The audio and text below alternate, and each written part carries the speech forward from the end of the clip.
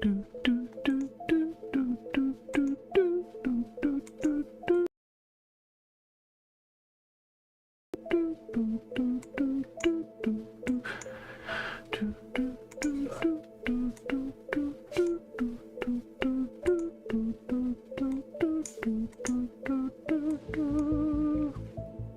going to do some business in space, some space business.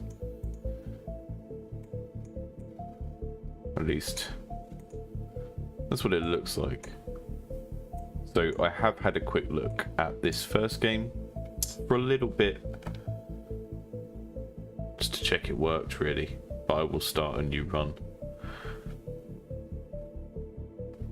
So we've got Spaceport Trading Company, and I've got a couple of other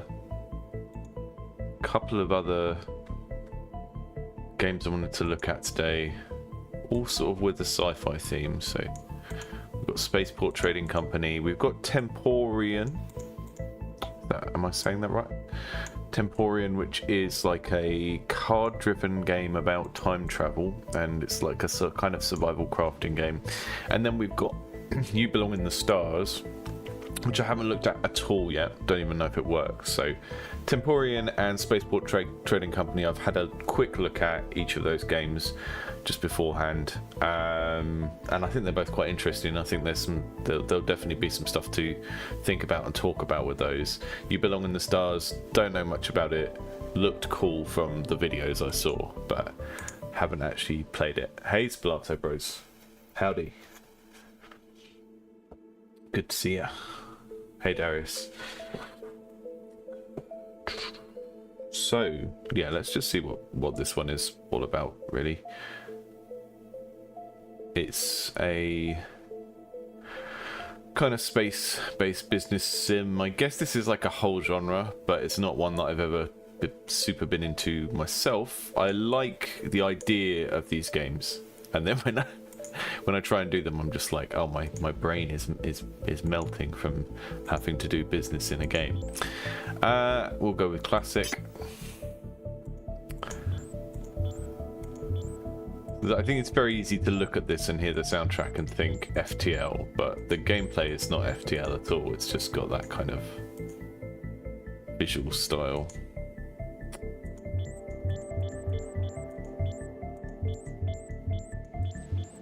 Who's a cool captain? We've got some kind of space hippie.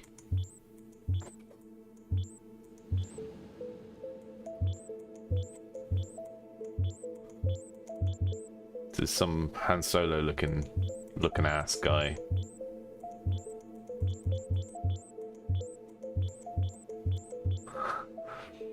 And I can choose. So I think because I'm playing this in windowed mode, we're going to get some problems with tooltips stretching outside the window, which is a bit of a shame. Space cop.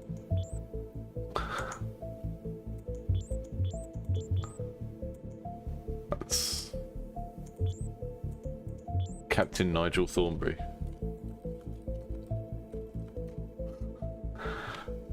Pilot.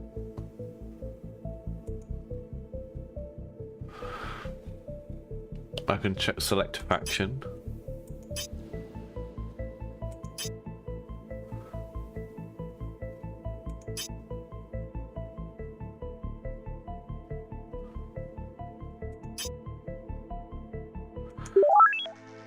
Don't really know what most of the faction descriptions mean from the start up, but that's all right. It's not. It's the sort of thing that I think people play the game quickly and then maybe go back and choose something else after they know what they actually are. But it seemed like it was more for flavour, like how rough around the edges do you want your character to be type thing. Looks like the Independent has sponsored your captain permit. Now the whole reason I'm here, the paperwork. That background's lovely. I'll be your guide to ensure the faction's investment is not wasted. If you get to the point you don't want me around, check the settings. I'm here to provide you a leap shuttle. She's not new, but I can let you rename her. Cosmic. I'm going to see if I can fit my Helldiver's ship name in here. Yeah, I can. The Princess of Destruction.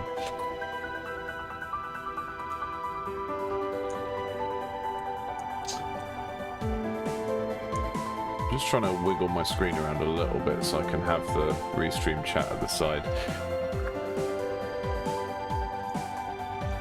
Too much multitasking for my feeble mind.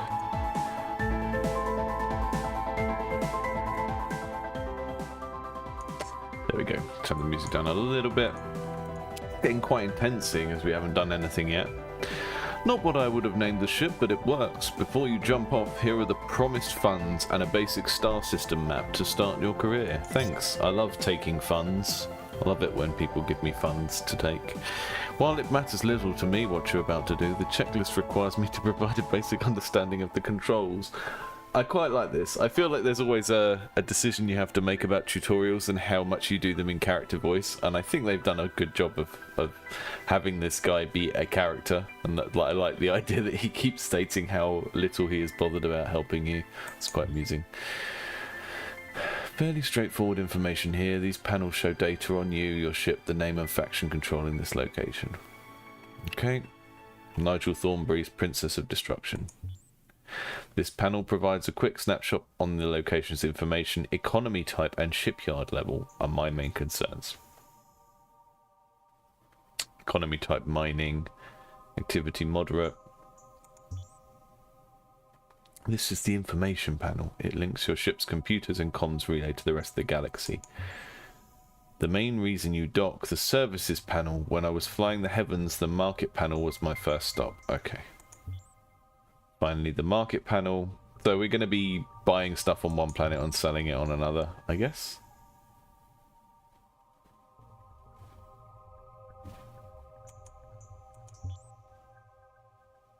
Go make some money. Buy your own place or spend it at the plaza. I don't care. Interesting.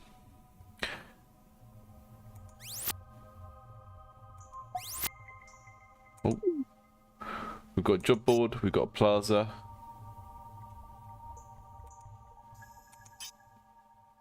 We can go to shops in the plaza. We can go to the shipyard. Straight up buy new ships.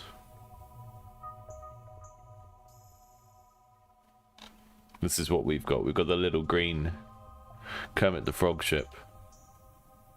Doesn't really look like the sort of ship that would be called the Princess of Destruction, but it's fine. That's what it's called. Want one of them. Want one of them.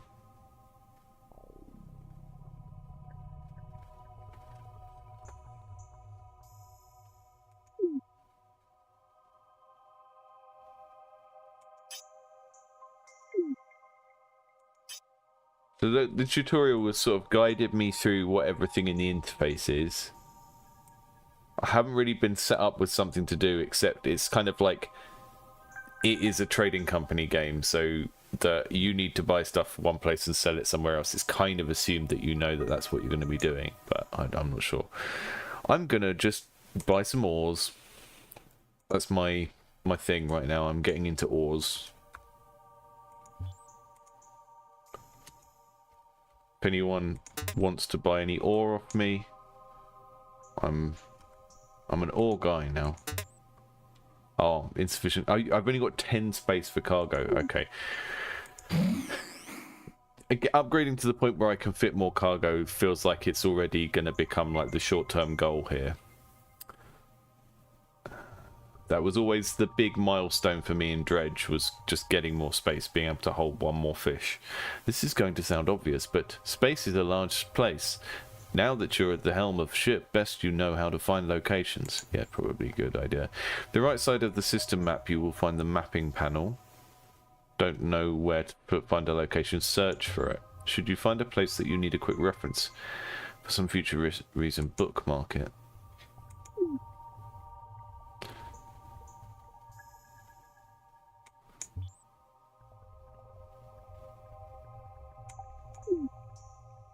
I can do a distress beacon, can I? Amazing. And this is the map. And I suppose before I leave this planet, I should check if there are any actual missions on the job board. Hello, Alara Helios. Have you got any missions for me? Following 4 of these.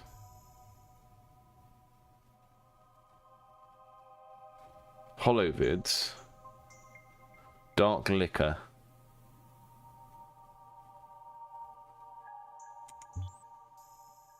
Right, we're going for dark liquor and machines. Oh, I'm gonna accept all of the missions. There doesn't seem to be a time limit on any of these. So we're going for holovids, dark liquor, and machines. That's a thing that we are looking for elsewhere in the system. So we've got, I guess, emergent goals, right? The game hasn't set me a goal, but it's got everything there for me to get a goal by taking on a mission. So this is cute. I gained some experience from flying through the sky. That's nice. Ah, look at this place. It's a city planet. Right, we've got holovids here. Maybe I sell all my ore. Ooh. And they've done the, you know, you can't freely level up anything you pick from a set, which I always like. It stops me getting analysis paralysis on a big skill tree, or having skill tree options where the decision is really, do I take a fun thing that gives me a new toy, or do I take the sensible thing of just incrementally increasing something that I've already got? Those kind of choices always bum me out, because I want the new toy, but I know that the efficient thing to do is usually just get more health or get more damage or whatever is the efficient thing in the game you're playing. And I think pick one of these type systems kind of does away with that a little bit. 5% more cargo space. Can't get ambushed. The ability to reduce detection during docking by 30%. The ability to reduce detection during docking by 30% at the cost of 12 hours. Okay, so sneaking onto planets. Sneaking onto planets, not getting ambushed, more cargo. I'm going to go with the more cargo space straight away. So that's giving me 1 more point of cargo space. I think the text of those upgrades could be simplified a little bit. Right, we don't have what I need here. Do I have I don't actually have enough money to refuel either. So I'm just going to go on the job board and see if they've got anything here. Nothing here. I'm finding this reasonably intuitive.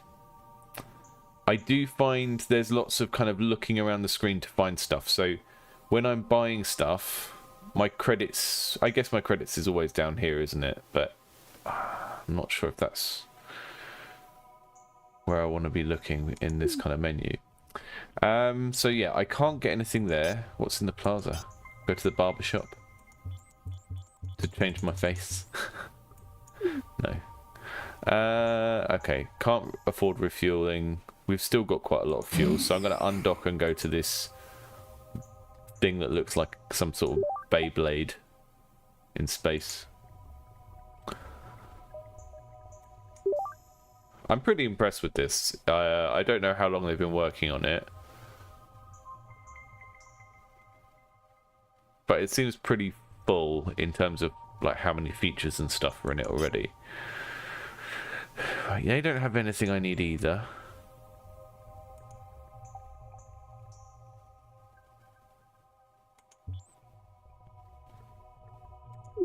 Do you have any jobs?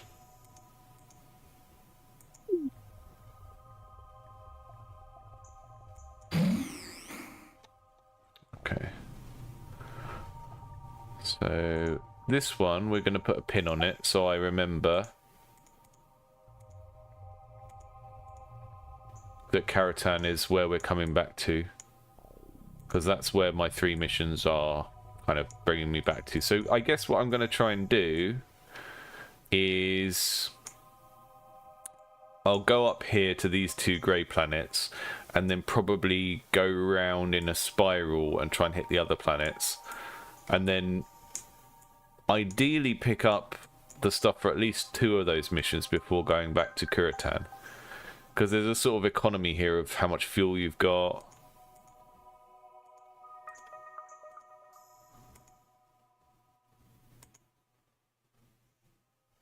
See, this menu at the bottom with the hull and the credits and everything has just changed from being a text-based menu to an icon-based menu. These icons are a lot more helpful than the text, but it needs to be consistent. So if this is the credit symbol, then it should probably be everywhere that credits are mentioned and not just here. Right, let's go to Edo. 32 units of fuel. So I'm going to probably have to buy some more fuel before I leave these 2 little planets. But I currently haven't had any way of making money. Machines. See, I can't afford those. So I'm guessing that if a price is in green, it is above the sort of sector average, and if it's red, then I'd be losing money buying it here. I'm not entirely sure.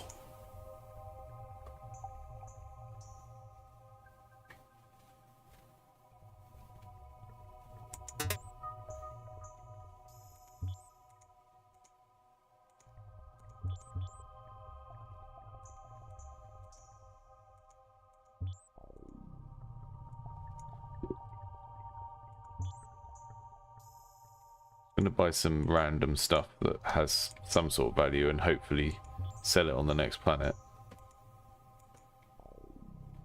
Hello, David. Okay.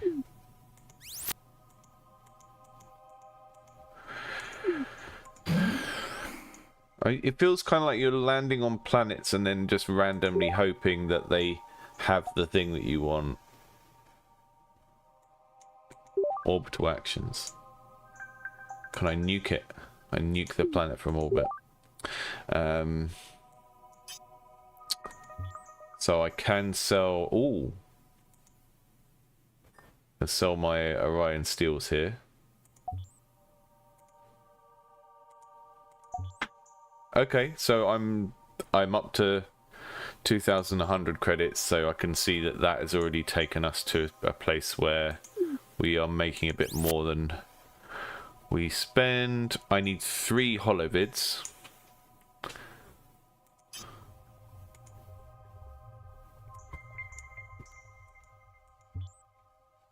Doesn't seem to care what's on the holovids. Did I buy them or not? Yeah, 3 holovids. And machines and something else with the other things.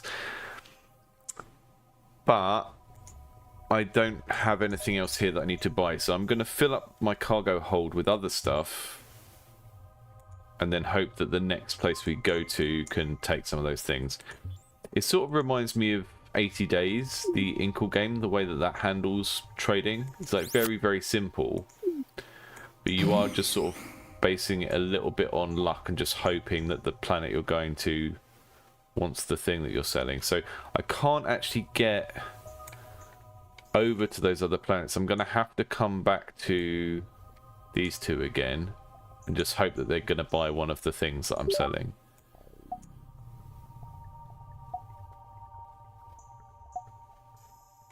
Hey, Nebula.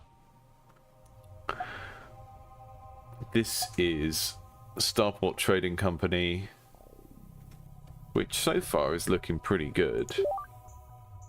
But I think one of the things is going to be just like how easy is it to get soft locked, and is that just a feature of the genre?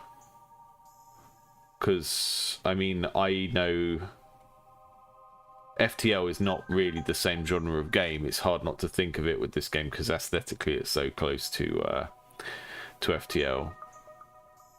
But that was a game where it was very easy to just end up kind of floating in space because you're because you run out of fuel or whatever. So Daniel is the developer of this.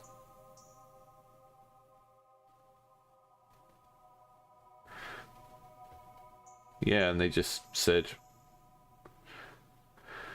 you're going to be trading, flying around. There's dynamic trading where the prices fluctuate in different areas. You have reputation with the different factions, and there is a kind of it's all sort of turn-based, so there are no ticking clocks that kind of tick up when you're not doing anything.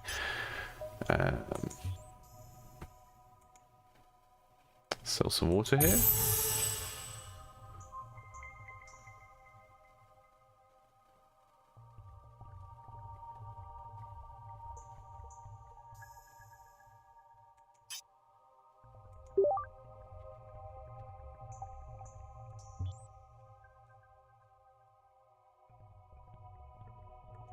We can refuel here now.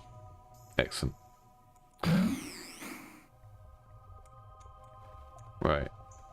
I kept thinking Luma was a sun for some reason, because I don't understand space.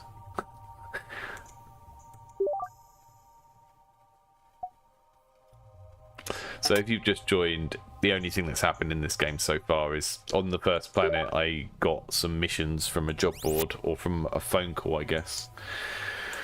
Yeah, have a good one, Darius. And now I have like 3 things to retrieve.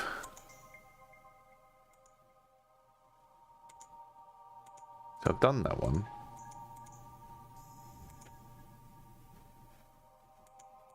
So how do I meet with... I clicked to finish the mission. There it is. What do I get? I get some credits. And I can refuel here. Okay. We haven't ended up stuck floating in space, so that's good. That's my main fear, is that we're just going to run out of money, run out of fuel, and just end up floating around. But there is a feature for that in this game. There is a distress beacon, which is nice.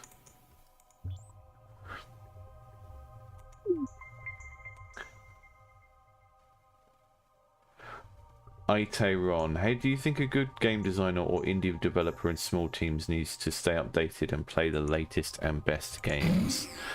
I don't know if they have to be the latest and best. I think you can come up with something really good by going back to old games, but I think playing the latest and best is a good reference point for sort of user comfort type stuff.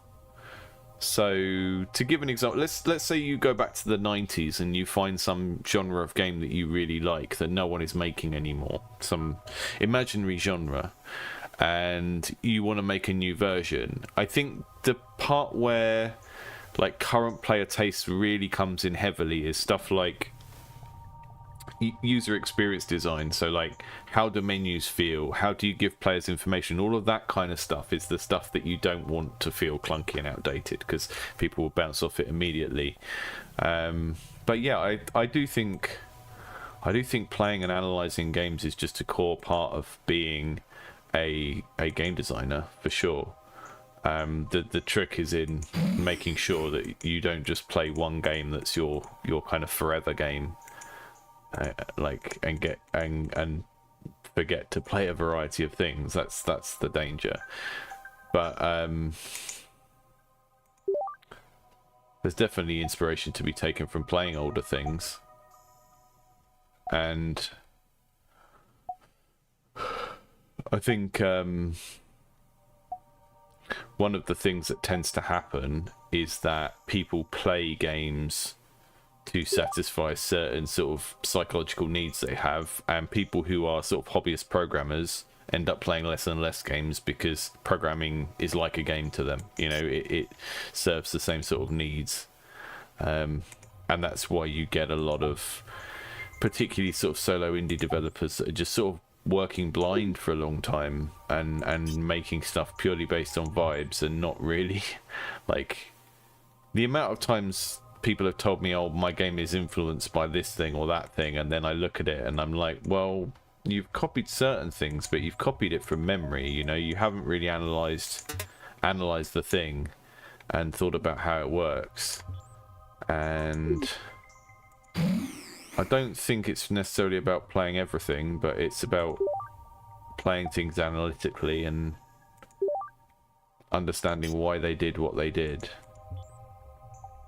Because sometimes you can go, oh, I'm gonna make this game that is X but Y, and the difference, the but Y part, is like something that just undermines the premise of the original game in a way that's maybe not fun. So that's always something to watch out for.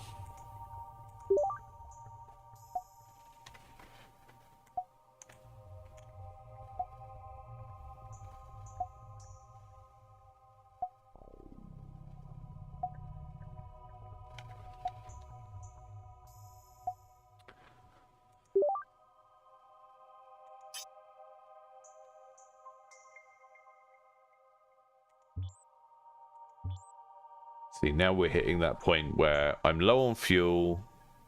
I don't have much in the way of credits. Can refuel a little bit each time.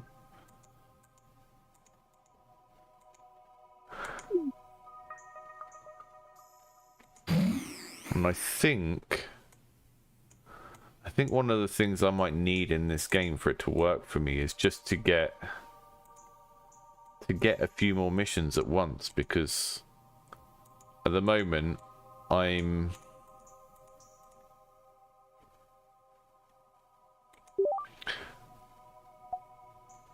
very restricted to, basically I've got 2 missions now, and I'm landing on planets and hoping that they have the thing I need, or that they'll buy the thing I've got. I've done holovids.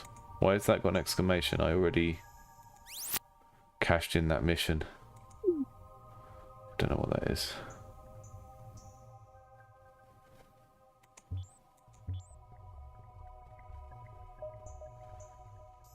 So I can see how you can start to develop trade routes where you go between the same 2 planets and just kind of keep selling the same thing.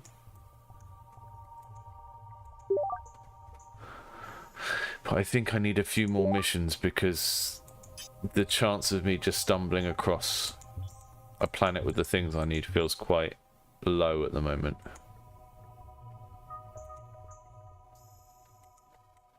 I guess the strategy at the start of this game is to buy a variety of things and not fill your cargo hold all up with one thing, so that you've got like 2 units of a bunch of different stuff, and then your chances of landing somewhere that wants the thing you've got are higher then. But I'm sort of soft locked a little bit by the way that the economy of this game works.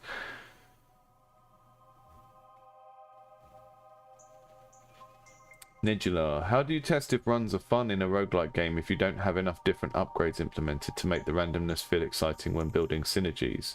I mean, that's just a kind of chicken and egg problem associated with that type of game. You sort of just need to work out what the minimum viable version of that thing is. And it might be... I mean, the base answer is you can't. You can't until you've got those things in. And that is really...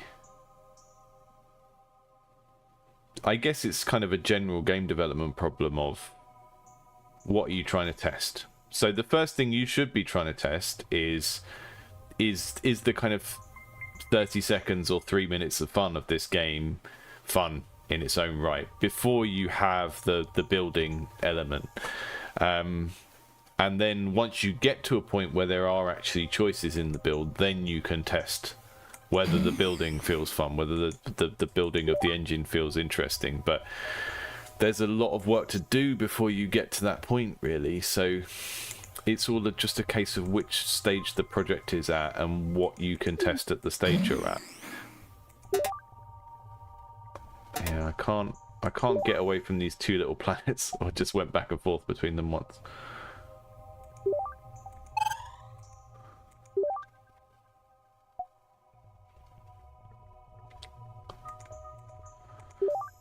They're not going to have anything different this time, are they? No, it's not how it works. Okay, I think this one is pretty neat, but I think we have already hit in the point where we're sort of soft locked. And I guess let's get stuck between planets. Let's get stuck between planets and see what happens.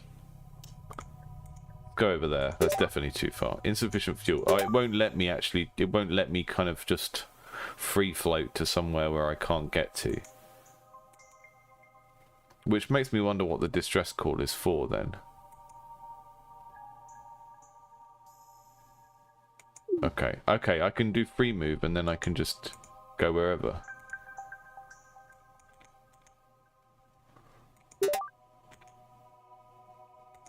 Some fuel.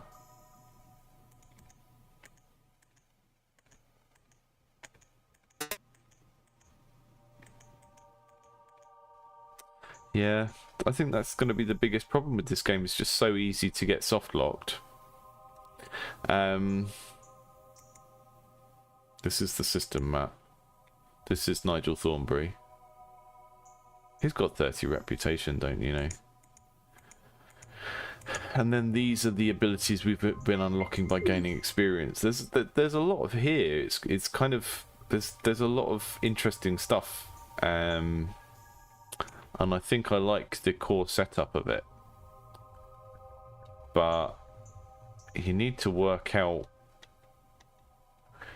a way to make it less easy to get into this soft lock state, because it's kind of, it's not, the issue isn't that it's hard. I think the issue is that the situation you get into when you're soft locked like this by the fuel is not an exciting thing to happen. And you also sort of, you know, it's not like a bam, you're dead, go back to this point. It's like you have to sit there and work out if you're soft locked or not, which is quite frustrating, I think.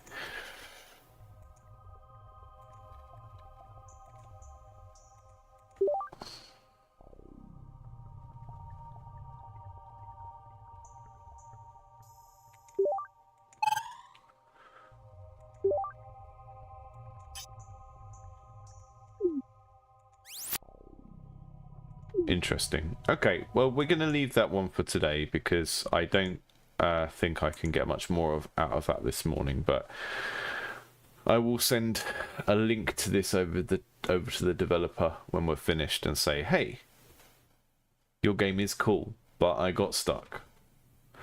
So let's take a look at the next one on this list, which is You Belong in the Stars. We've got a seizure warning, always fun, and some pew-pews. Just putting it in windowed again because then I can actually see the chat when I'm playing.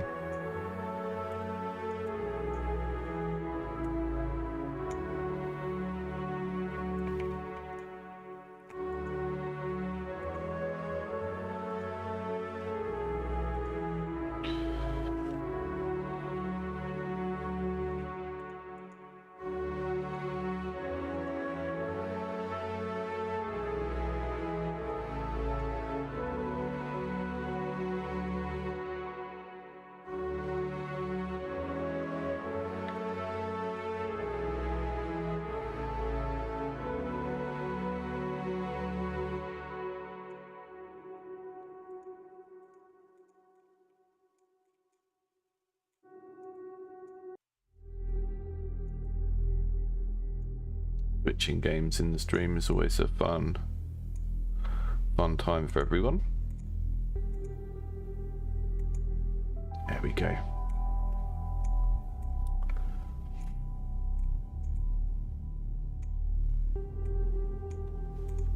It's a pixels in space kind of day.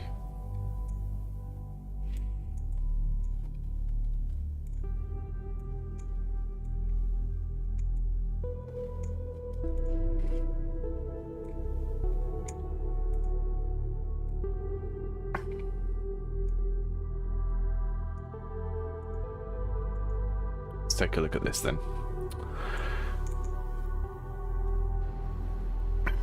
are we gonna do the tutorial? Wish list the game on Steam. You should put it on your wish list, your list of wistful games. Okay, so we got a top-down Hotline Miami kind of job. I don't like this giving me a wall of text thing in the... Just like, no, don't do that. Use 1 to equip your weapon. I to open your inventory. Hello, High Hoot. Outside of a ship nearby a cabin, press N to open the ladder, then press F on a ladder to pilot the ship. Okay. Right, I think this tutorial really needs to work out what its approach is and stick to it. I'll turn the music down a little bit. Because it's like, why am I reading text on the floor and also getting given text at the side? It feels like one of those things that you do sometimes where you can't work out which approach to take, so you take both, and that's a problem because they're conflicting with each other now, and it would be better to just make a decision. Press 1 to equip weapon, press the left mouse button to shoot. And we can basically take over a ship by the looks of it. Great, amazing. I like that death noise. Ooh-ah. Don't know if you can hear that. Music volume is very inconsistent. Move to the next room to the right.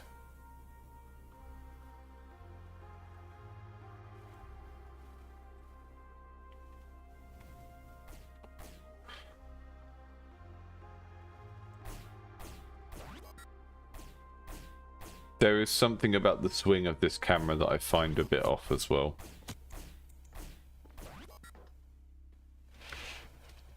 Also don't like going all the way back to the start.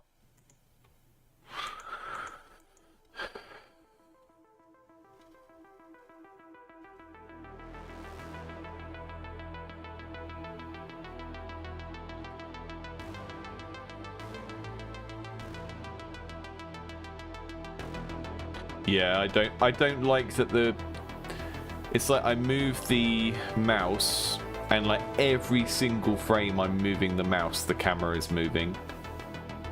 And I don't like that at all. Like I think the way I would do this is, you know, where the mouse goes somewhere, you have like an invisible tracker that starts moving towards the mouse. But it doesn't move immediately, and it doesn't like catch up immediately, and then the camera is using that to decide how far to zoom out and where to zoom to. It's just a bit of a delay, and kind of, because if we're kind of, you know, if we're in close to the character and we're just turning around to zoom, or we were just kind of turning the cursor around to shoot in different directions, then it would be nice to just be able to point in those directions without the whole camera moving. And then the camera only starts to really move when you move it to the edge or something. Okay.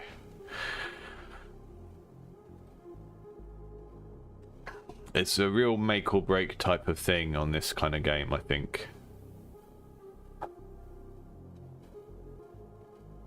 And, you know, personally, any game that's like an action game where I'm primarily playing as one character, I would like to see people develop it with joysticks in mind first and then controls for the PC afterwards. I know that's blasphemy, but you know, I'm thinking from the point of view of someone who wants to see people get their games onto the Switch and stuff like that as well, and not just make itch releases.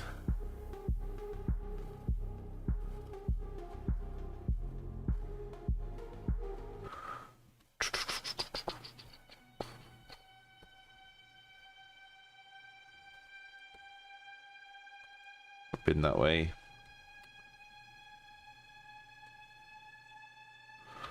So we're going to hijack the ship and then drive it somewhere. Buy new ships. Okay.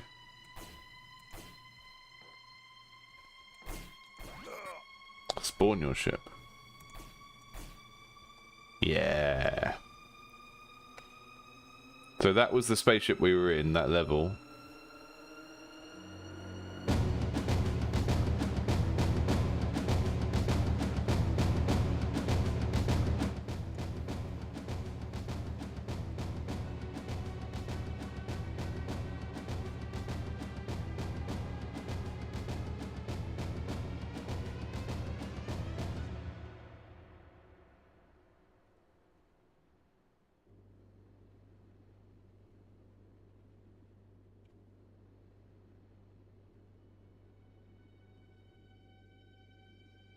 Yeah, the motion through the stars feels really nice.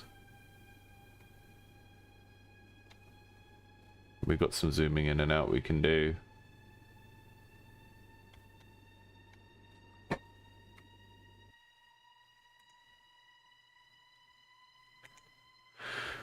We're going there, apparently.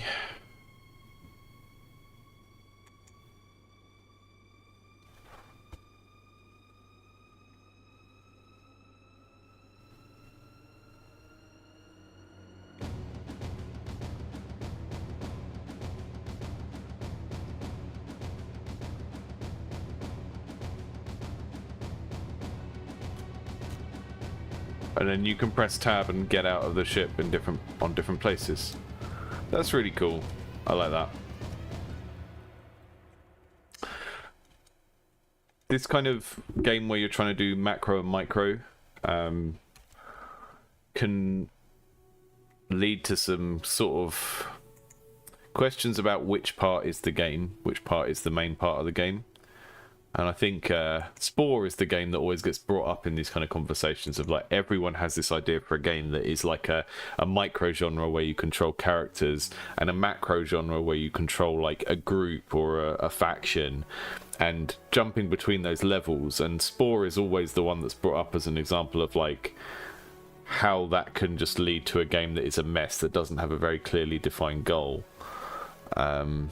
This is a little bit clearer. It's still you're the person or the vehicle, and it was talking about how you can go in that tutorial. We didn't actually see it happen, which was why it was weird to bring it up there, but it said once you're on a ship you can pilot the ship, right? So we can go into a ship can be a level, and then we can kill the guards on the ship, hijack the ship, and then drive it. So I'm interested to see that in the main game. Choose your origin. This is too much text for someone who is not invested in the game yet. Your goal as the player can be divided into two parts to get better gear and to find a device called the Uncompass. Each star system you'll visit has one. These are space-time warping relics made by forgotten race connecting faraway locations trillions of galaxies away together. Your primary job is to uncover the secrets of these strange tools. What little is known so far is that with every travel point it is becoming increasingly clear there has to be some kind of central location. The demo is limited to the first star system. Okay.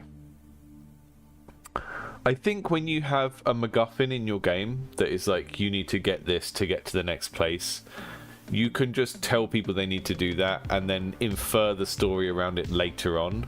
I think front loading the story on these types of things is a way to put people off sometimes, because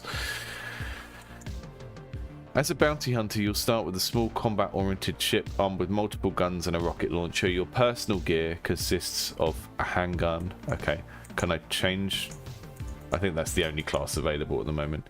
That's fine.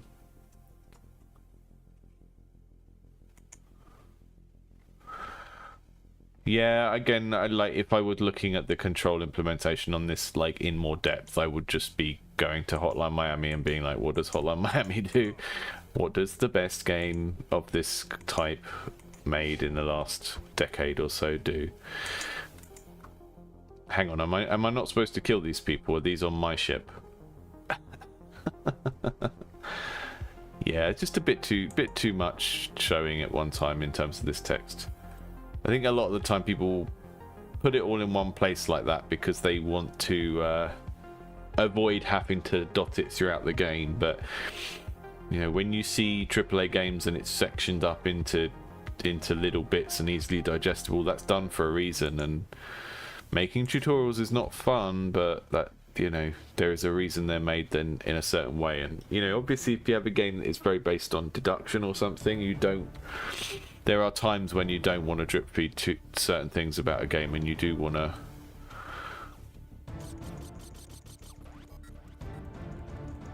that was nice. And you do want to like let people work certain things out on their own, but it's just trial and error, a lot of this stuff. But I would usually avoid too much kind of lore type stuff in a tutorial. Don't, like, just assume your player doesn't care about anything about your world, and then drip feed that once they've got interested in the playing. Unless you're making a visual novel or something, then I think you can be a bit more front loading with story and world stuff. I know in the context of this, they're just trying to give us a goal. It's like, oh, you've got to go and find the quantum fandangler, or you can't unlock the next place. But I don't know. I don't need that up front, you know. Hello. What a lovely giant space laser you have. Is this the... I think this is the place I just came out of.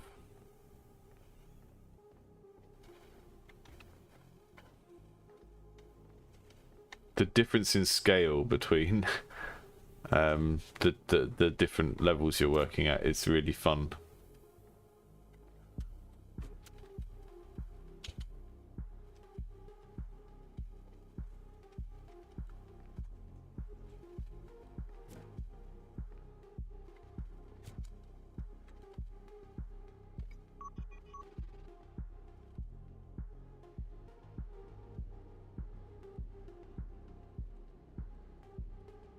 I've got a hunt down alien scout quest.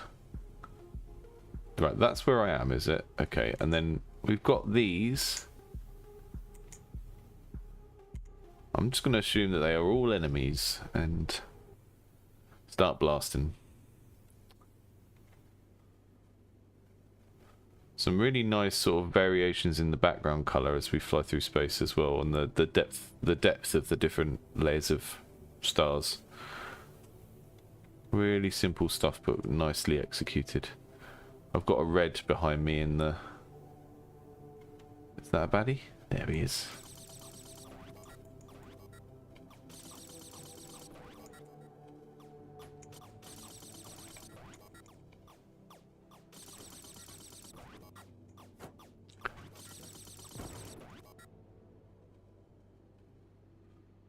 Yeah, I earned $600 for shooting that pirate. But now I don't have much of this red, whatever that is, so I'm going to fly away now, because I think that might be my health. You know, this is the kind of problem with doing any kind of tutorial or onboarding design. It's like you really need to just watch people play the game and then note down what they needed to know at various points, and then see if you're delivering that.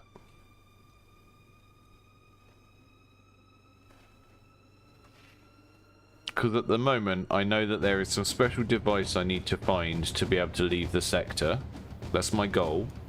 I don't need to know that there is some mysterious story behind all that. That was too much information. But I do need to know things like what are these bars? What are these bars?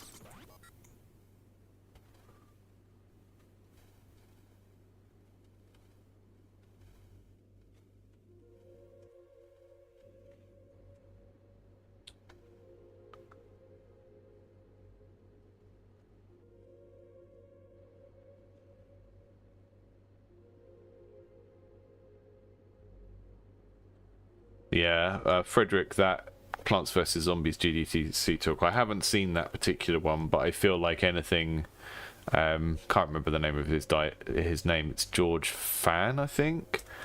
But anything by him I would always recommend. He's very, very good. Very smart cookie. But a lot of the time, I think, yeah, when it comes to tutorials, like telling people stuff when it's not relevant to what they're trying to do at that moment of time is usually a waste of everyone's time, right? If you are telling the player how to do something and it's not what they're currently doing, then that is a waste of the player's time, or they're going to at least perceive it that way. And yeah, you might be telling people to do stuff at the wrong time. Like if it's not time to know that thing, then save it. But I think a lot of the time with indies, you kind of want to stick everything on a single screen because you're being driven by what's easy for you to implement, which is not, you know, what any of your decisions should be based on, but they often are. Okay, so you die, you spawn back, and then you can buy different ships. So there's an interesting loop here potentially. Medium-sized gunship with 2 laser beams and 2 size 1 laser weapons. Okay, let's go with that. I'll have some quests. I'll just accept all of them. If you don't tell me what the penalty is for taking quests, I'm just gonna do all of them. And I need to make sure that I'm not missing out on weapons, because I have a right-click weapon. I think I just shot someone on the spot. There's someone on the starbase.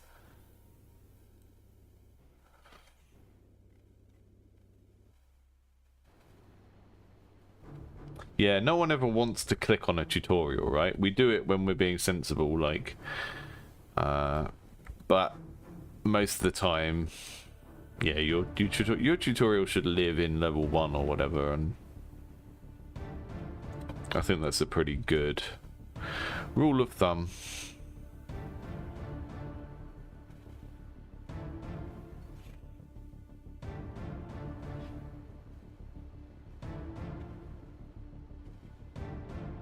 And even then, if your game has lots of stuff to unlock and, you know, stages at which you unlock new skills or toys to play with, then you need a strategy for tutorializing those things as you move through the game. You can't dump it all at the start because it's not relevant at the start.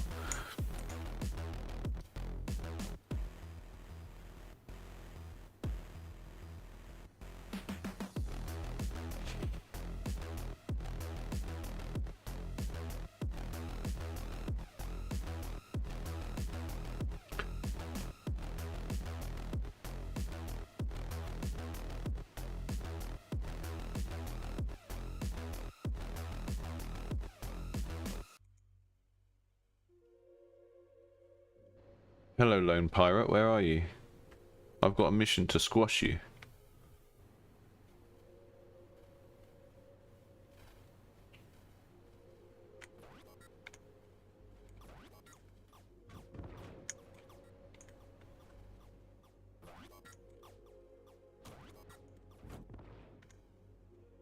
There we go. Squashed. What's up here? That's the lone pirate. Very low level threat elimination. Yeah, these need different icons, I think. The cross is what? Kill a guy. Yeah, so the green things are spaceports. They are peaceful areas, and then these are places with something to fight. But I think there are maybe more distinctions between the things, and they might benefit from having icons on, because making me have to click through 10 things with the same icon to find out what's different about them is no fun.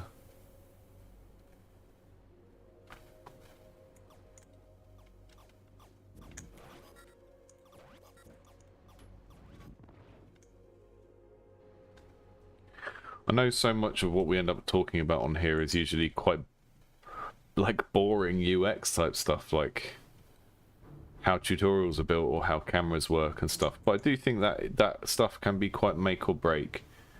And it's also generally the dividing line of like the sort of stuff that a more general indie games audience are going to care about, right? There'll always be super hardcore people that are willing to put up with all sorts of nonsense to play a genre that they're really nerdy about. And if you take all of your cues from that group, that's fine, but that means that you're now making a game for like 100 people in the world rather than like 10,000 people in the world.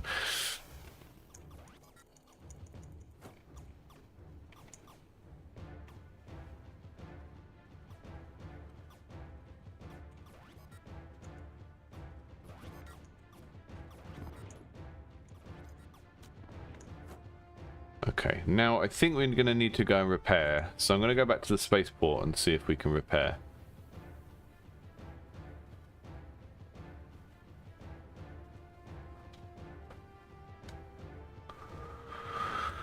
Can I turn these tips off now? Because I just want less text on my screen. It's not that I care about whether there are tips or not. But there is a pirate spaceport over there, so we're going to go over there because I want to hang with some pirates.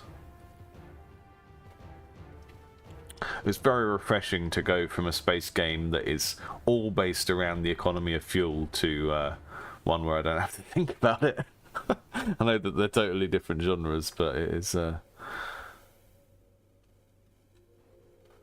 It does make me think, because like I'm thinking about the last game, they're kind of flying around. Oh no, it's okay. The pirates won't let us land there.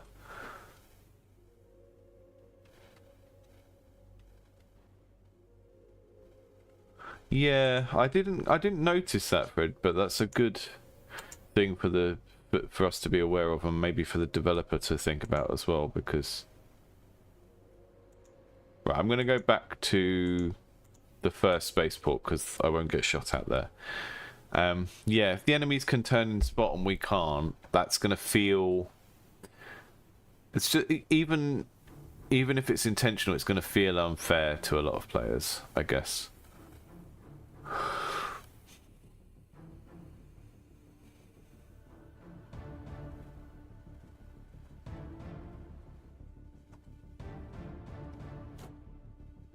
Oh.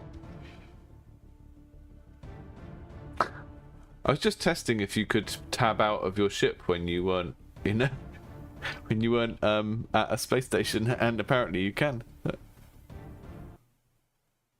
I'm still going at the same speed, so that's all right. Wonderful. Did I die? I don't know.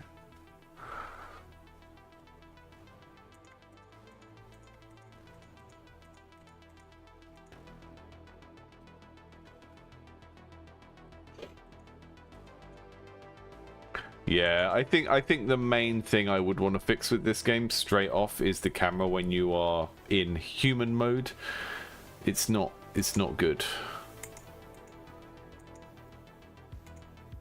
It needs to, like, when I'm making small movements around the center of the screen, I would like the camera to not move hardly at all. And then when you get to the edge, the camera can be a bit more reactive and think, okay, the player is putting the mouse over there because they want to go over, they want to see what's over there. But if I am clicking in the environment and I'm just moving it around my character, I'm just trying to turn my character to face different. I'm not trying to look all the way over there or all the way over there. It just, again, it kind of feels like it's not really... It feels like it's not really based on anything. It's just kind of... I don't know... Oh yeah, sorry. I just clicked on a bunch of quests. But they seem to just spawn these cards which are an area of the map that has an enemy in it. There we go. Search and destroy a persona non grata. That is Latin for a person who is not a grata. Don't know what grata is, but... There we go.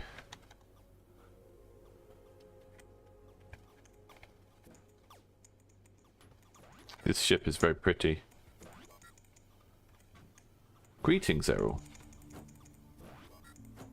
This ship is rubbish.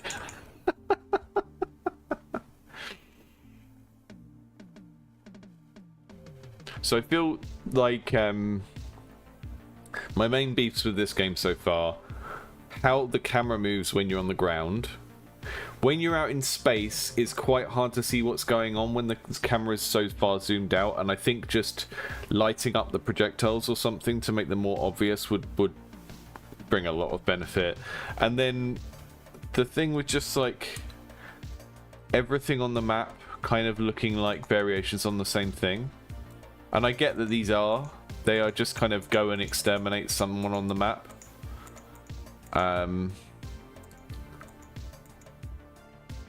But I guess what I'm getting at is, if any of this, when I click on one of these missions, if any of this information on the right is relevant in any way, then some of it should be reflected in this iconography rather than just a go and kill a guy thing on the map, right? Even if it was just like, even if these just had the rewards above them, I could look at the map and then immediately go, okay, that's a 12,000 and that's a 600. So this nearer mission is going to be higher risk reward, you know, assuming that that's how it works. And then I can decide, well, if I've got less health, I'll go to the 600. So if they were all tagged with the value of the mission, then I could look at the map and immediately make a choice. But because the relevant information to me making my choices is buried in this text box, I have to click through every single one and compare them, right? And then if I want an easy mission, I'm clicking through, looking for the one with the lowest reward, remembering where that is, and then going, okay, well, these two are both 300, so I'll go over and do these two because these will be easy, right? So yeah, I think that's a big issue here. It's like everything on this quest menu looks the same, and that both kind of makes the game feel like it's very one shot, because every one of these is me going and killing a guy, which is fine that it is, but I also can't really make any decisions on this screen based on anything other than clicking on these and then seeing what information is here. And I think it would be better if whatever in this information is helpful to the player making a decision just came out and went onto the map itself. And in this case I would think it is the reward, but I'm not sure. And Frederick, yeah, that you're right, like those projectiles, this is when I zoom in, that's how big those projectiles are, right? And then when I zoom all the way out, they're barely visible. And it's okay for those stars to be barely visible because they are decorative, but when it's something that is like part of how you play the game, you know, you don't have to do big cartoon circle projectiles like you would get in a shmup, but what you could do is put like a orb of light around them that sort of just marks where they are a bit clearer. Yeah, when it comes to the map, I have no problem with there being information over here on the right. It's just the fact that there's no information unless I go that route, right? But yeah, you're right. They can just turn on the spot, and we can't do that, and that sucks. It feels very cheesy. It means they're able to get a couple of shots in on you just from, you know, they can just turn constantly as you arc past them and try and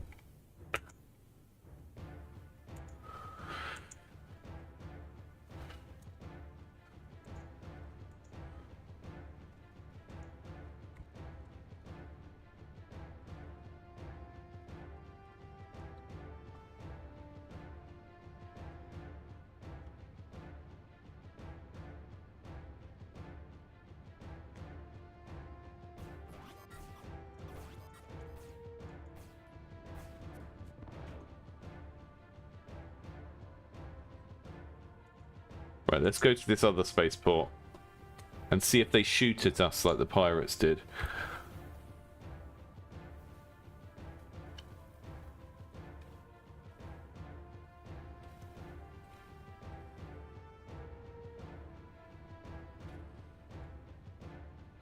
I do like this, and it makes me happy that the things that we've seen that are problems are things that are relatively easy to fix, right? Okay, this planet is not hostile, so we can get off here. But, you know, I like seeing a game I like and being able to see problems where I'm just like, well, here are the relatively simple things to fix. I don't know what the simple fix is for the camera, but, you know, it's probably go and play Hotline Miami with a stack of paper and really pay attention to how they do it.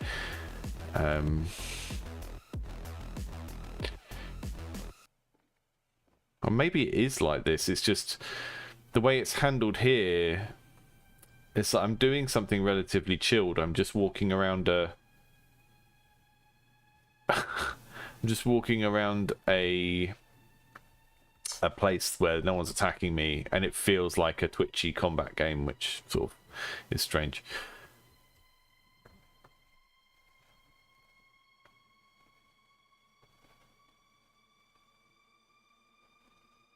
Yeah, these are all bounty hunter quests, so they are basically all just the same thing with a higher or lower payment depending on how difficult they are.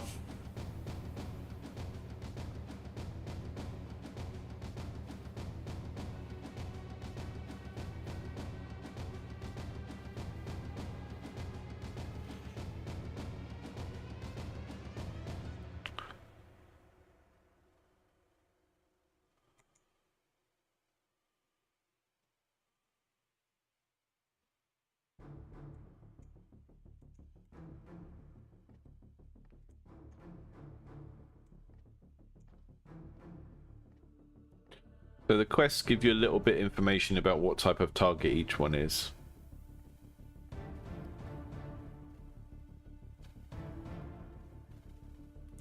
Yeah, I think the tracking of the camera when you're on foot is just too fast. You know, I would expect to move I move the cursor and then it waits a second, and if I haven't brought the cursor back to the middle, then it barely moves at all. Right? But if I move the cursor over here and I start searching around with the cursor, that's when it would start zooming over there. You sort of need to... I think you need a way of reading what the intention of the player is with their controls. So, like I said, all the time I'm in the middle. It's kind of like if you've ever programmed control pads, there's a dead zone in the middle where, because it's analog, the system is always being fed this number that is like fluctuating between 0.1 and minus 0.1 and going all over the place because it's an analog input and it can never be fully on zero, or it's sort of always slightly random around zero. So you have to create a dead spot in the middle of the controller to prevent things just shaking around like you're doing that with the joystick. And it's kind of the same here. I kind of want there to be a section in the middle of the screen where there is a dead zone, so I can just move my mouse around here without the camera moving. And then the further out you are from the player character, the more responsive the camera is in moving to the... And I'm not 100% sure that is the solution, but I think it would feel a bit better than what we've got here. Who is this alien? I missed the army.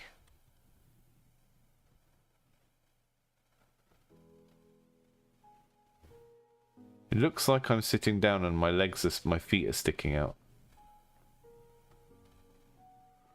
I don't know what those black bits are supposed to be. Maybe they're part of my suit. Hello. Hello. Should we do some crimes? I feel like that is... We've seen what the main game is when you're playing it properly, so let's turn this into Space GTA now. Hey, you! I'm here to do crimes. I'm the crime man. Space crimes.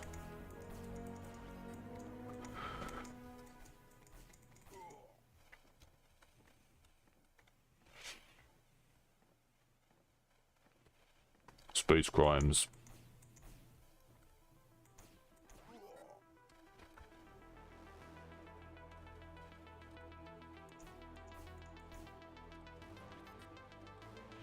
Hey you. Hey you. Nice face. It'd be a shame if someone were to shoot it. Look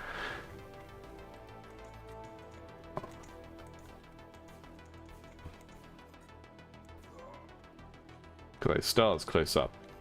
Yeah, I like this. I like I really like the switch in scale when we jump between being on foot and in our ship. I just think you need to think about a little bit about how things look at different scales and how visible they are. And yeah, that computer being cheeky and being allowed to turn on the spot is really going to hinder the kind of dogfighting, right? Because that's what dogfighting is in flying games. It's about being able to see where multiple things are going and then base your shots on that. And if you are disadvantaging one side by having vehicles that can turn on the spot, then that's not great. And I don't think I would have actually would have noticed that unless chat pointed it out. Yeah, that makes sense. So the camera movement, not a dead zone in the literal sense, but like a numb zone, perhaps.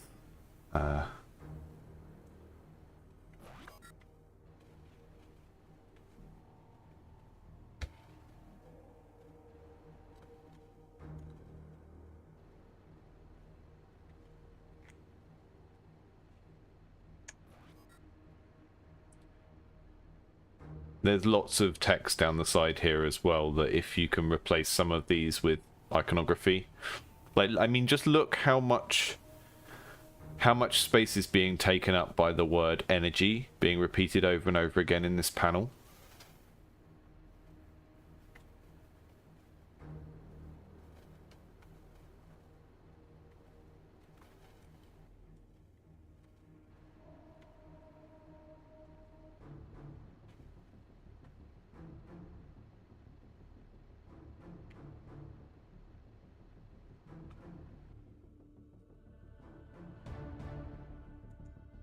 I thought we were on this mission. Where's it gone? Ah, here they are. There's a whole squad of them.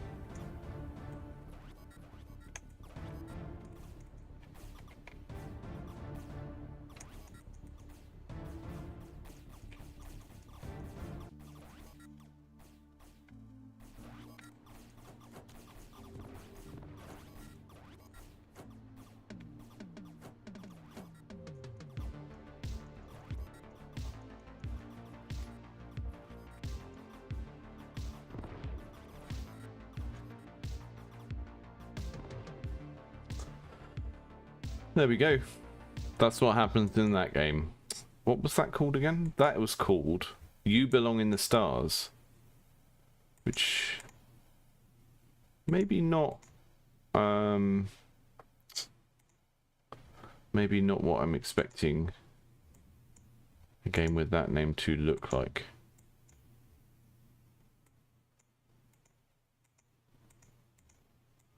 So, last one for this morning, we're going to take a look at Temporian, which I've tentatively put with the other two because I said they were all sci-fi themed games.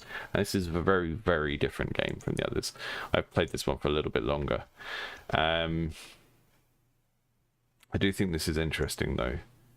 So, if you've ever played something like Doodle God, where the whole game is effectively just sort of putting items together and trying to work out which ones go in which way, it's one of those types of games. I just need to see if I can run it in windowed, which I can. Makes it a lot easier for me to see the chat because I do not have a second screen.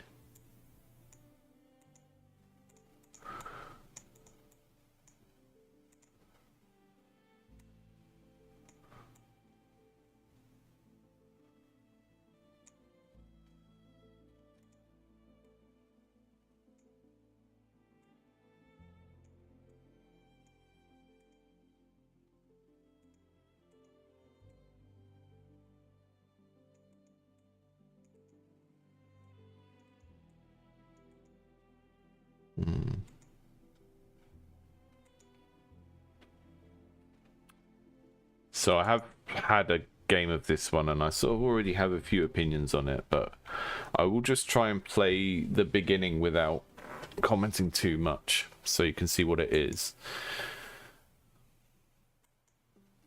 My head is pounding. The last thing I remember is the Temporian device pulling me into it. Now I'm not sure where I am. I see an apple tree nearby, but it doesn't have any fruit yet. Based on the color of its leaves, I'm guessing it's spring. I found a large sack filled with berries and some tools next to me, but they didn't come from my lab. Beside that, all I have with me are my notebook and the Temporian. Check the Temporian device. Okay. Probably a time machine of some sort. As I feared, the device is damaged. Part of its casing is missing, and some of the internal mechanisms are gone. I don't know what happened during the jump. The feedback readout is legible, but I hope I'm reading it wrong. It's meant to indicate that I travelled 3 days into the past as I planned, but the display is frozen at a lot of days, which means I've travelled thousands of years into the past. I don't know if I'm in the right place at an earlier time or if I'm even in the same timeline. I have no idea how I'm going to return home. So I think this is too much setup, and I think of all of the sort of survival crafting games I've played that do not need to do this, right? Like, what's it called? Subnautica doesn't do a lot of this. Don't Starve doesn't do a lot of this, and those are games that are very different play genres in terms of what the player is actually doing, but they very quickly get to the point of like, you need to survive in this environment, and also there's some meta goal of building a portal or a time machine or something to get away, but 2 pages of text to explain all that, probably not necessary. Hey Gilbert. So draw a card from the main deck. I've got card stuff. I've got some berries. I've got some tools. Right. Again, I didn't need a story section telling me I've got some berries, right, in a diary or something. I've got the berries here. I know I've got the berries. You are limited in how many cards you can have out at a time. Okay. In order to increase this limit, you will need to craft storage cards such as huts or houses. Place your leader card here. Okay. If this is you, if the leader dies, it's game over. If a stack is moving, it will do something when you end your turn. A solo settler will forage for resources. So if I just leave the leader on his own and end the turn, he's going to forage, get some water. Okay. So we've got a sort of cultist simulator type thing with engine building by putting cards together. What happens if I put tools on my leader? A settler with a tool will forage more effectively. Okay, end turn. Place the water card here. Add the soil cards to the stack. So remember what I said about games like Doodle God. It's doing the same thing. You're combining things together to get new things. Yeah, so I really like the UI of this as well. I think the approach to... So we've got so much text given to us. In order to establish a thriving settlement and make progress towards the ultimate goal, it is recommended to prioritize the establishment of a sustainable farm. I don't like all of this being written in the in like character voice. I think there's too much information here for it to try and be a story at the same time. And yeah, you're right, reading sideways, it's like very long lines of text. One of the reasons why Disco Elysium does that thing where it has the text in a column is because we're much better at reading short lines where your eye doesn't have to travel as far to get from one line to the next line, because when your eye goes along the line of text and then it has to go back and reset on the other side, the wider the text lines are, the more that problem is. But I would say that a lot of this stuff would be solved by, like, there's a lot of things where information is given to me and it should just be information that's always available if I hover over that thing. You know, I would like a lot more of the information that's given to me in this tutorial to just be sort of tooltip information that's always available. And I think this is particularly relevant for sort of turn-based and strategy games. Again, look at the best in class. They use tooltips, and that means that you can piece together how to play the game yourself by just hovering over things, seeing what keywords mean, seeing what key items in the game do by looking at the tooltips. And then the tutorial can have way less content in it, because a lot of that stuff is just always available for the player whenever they kind of try. Oh yeah, the cards are sideways. I see what you mean. So you can draw out as many cards as you want from the top deck after you've concluded the tutorial. Note that certain cards such as tools and food do not count towards the total. Again, you're telling me about a total, which I think is this, 2 out of 100, right? So it's just not relevant to me at this stage of the game that I can only have 100 cards out. It's like, okay, you've told me about this twice. It's so far off that it's not relevant at this stage. Review the research book to conclude the tutorial. Now this is where I really can start to simplify survival. So in order to make a farm, the requirements are seeds, water and tools to make fields, and then maybe fields together to make a farm, I guess. I'm not sure. This is a bit strange as a diagram, because I'm told that the requirements for a farm include a farm, right? So it's like a sort of logical loop. It's like defining a word and then putting the word in the definition. So field is soil and water. A forest I get by combining trees.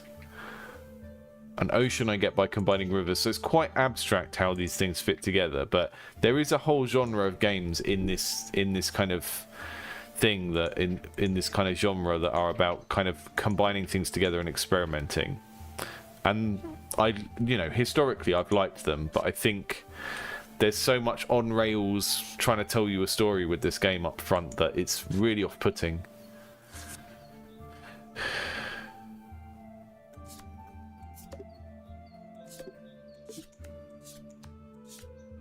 They've got damaged, which I think works as a keyword if I put it with something else.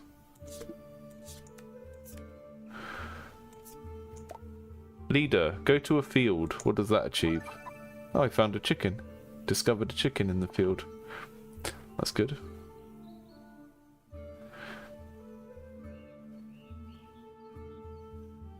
Okay. We have apples available in trees now. So, gonna get some apples and some twigs, some fiber.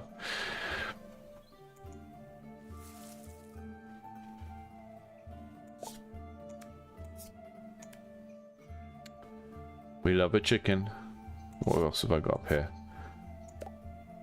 Put the chicken with the... I can use tools on the chicken? No. I can use the chicken though. Does that gonna... Ah, yeah, we got some poultry. Amazing.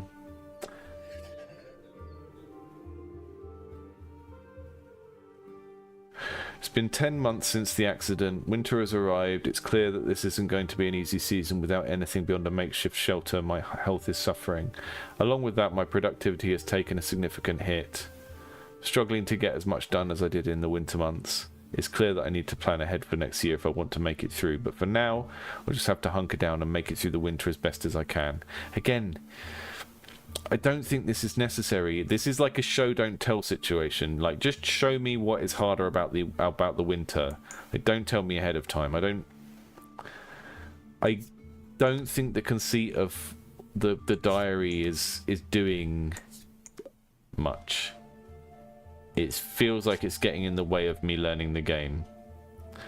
And I've played so many survival crafting games that, you know, they're not even in the same genre. Like Don't Starve and The Forest are not like the same in terms of what you're doing in the gameplay, but structurally they all set up this thing where it's like you need to survive the day, the week, the month, and then you've got this long-term thing you're trying to do to get out of the place. And this is doing so much work around trying to build a story around the time machine that could just be purely mechanical.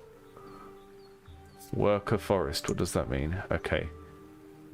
How do I find more trees? Because I need more trees to make a forest. We got a cow from field. Love it when that happens.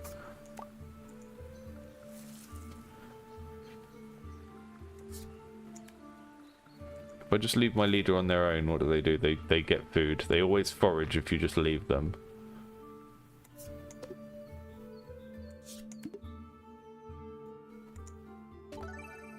Ah, some calcite.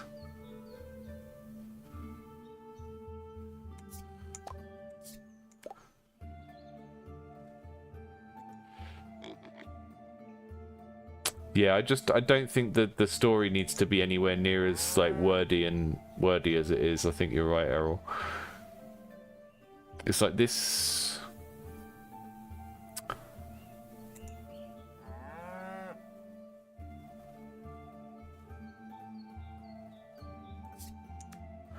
Like, I like the core concept of the game. The time machine stuff is fine. I need to see how it's actually going to play out in anything at some point, but it's fine. But I don't think we need to be foregrounding it so hard at the beginning of the game. We're going to make a burger. Ah, delicious cow carcass.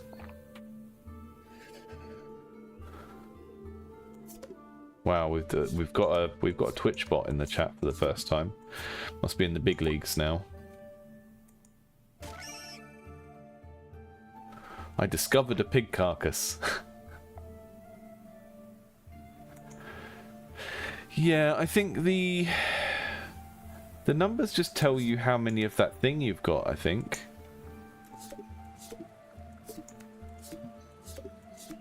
We've got some carcasses. But the problem is I don't know how to make a fire.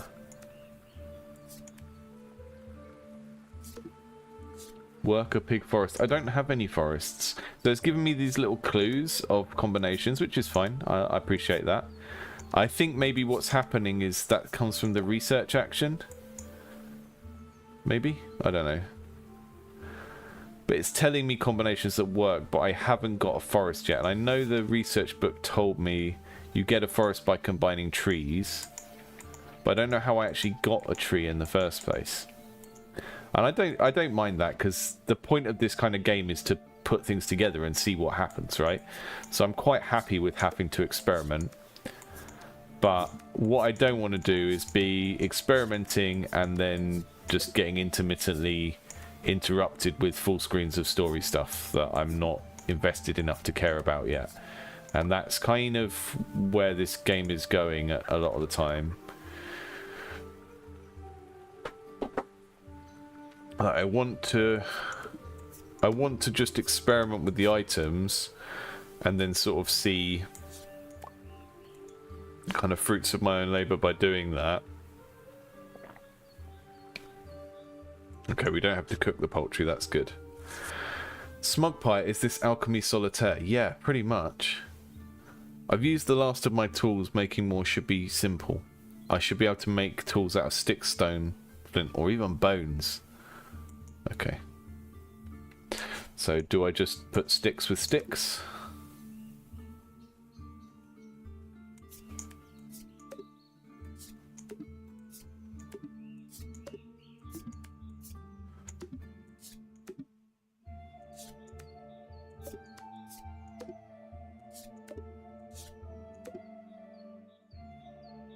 Yeah, I mean, I definitely think that the way that the cards move and all of that kind of game feel, the tactility of it is really strong, I think. And like, I played a bunch of like digital versions of deck builders like Dominion and stuff like that, and those generally the way that the cards feel in those games is not as well implemented as this. So I think this game is very, very strong in terms of like the card stuff, in terms of having a physical feeling, tactile feeling card game. I think that element of it is very, very strong. I think it just needs to eliminate a lot of the wordiness of the tutorial kind of, and it's not even the tutorial, it's the desire to blend a story into the tutorial that is just not doing it for me. And all of the information that was in that could be tooltips, you know, If I've got 100 limit on my cards, that's just a tooltip that goes on here when I hover over it. It doesn't need to be a thing that is mentioned twice in the tutorial. Right, how are we making... How am I making more tools? Recipe on the top right. Oh yeah, rock. A worker and a tools. Oh no, hang on.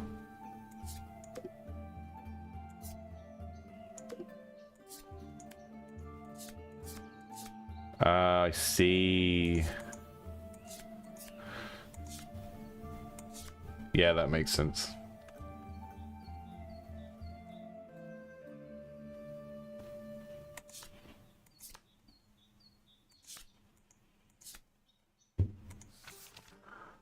But I don't have a tools to look at to find out the crafting thing for the tools.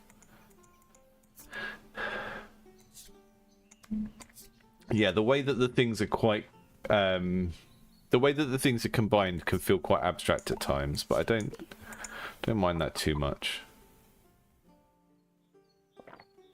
Eating seeds. Yum yum.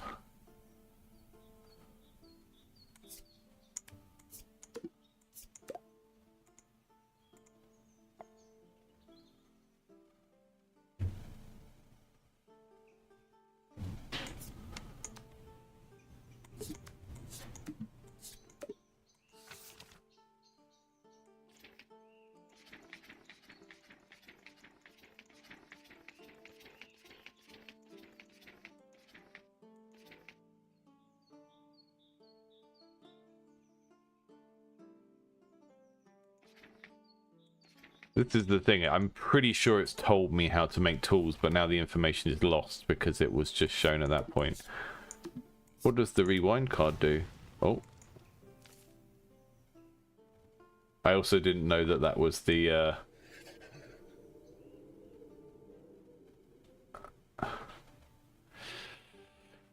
Yeah, that's a really good comparison actually. So, yeah. Yeah, having text that you choose to go and look at versus text that interrupts what you're doing is a world of difference, isn't it, in terms of how that's going to be received, particularly by a new player who just wants to get on with the game. I cannot find out how to make new tools, and I've tried every way of putting together stone and sticks, which I would think would be the thing. And I'm definitely interested by the fact that we have a leader here and then it has worker in the ingredients. So I think you will get to a point where you have more than one character to control. But, yeah, I don't... And there's a multiplayer mode as well.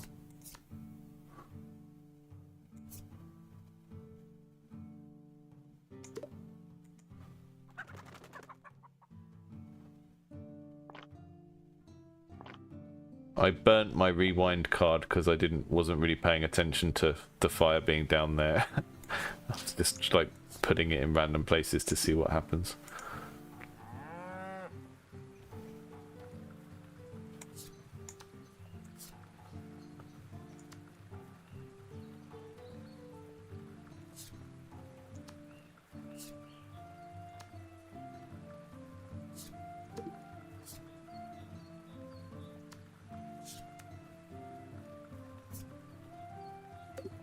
A damaged tree. Maybe leader can just do some research. Maybe it will tell us how to make tools eventually.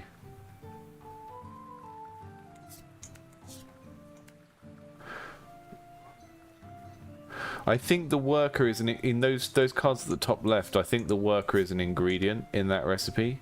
So worker and forest will do a thing, but we don't have a forest yet. We can't get a forest until we have more trees.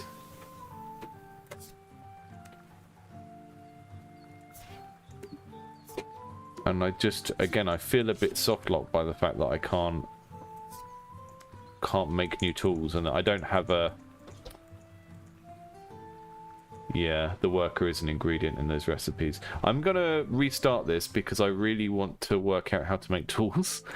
Which means that we're going to get a lot of text pop-ups again. this game is so strong in certain ways, and then the areas where it's a bit weaker, quite frustrating. But they're also not super difficult fixes.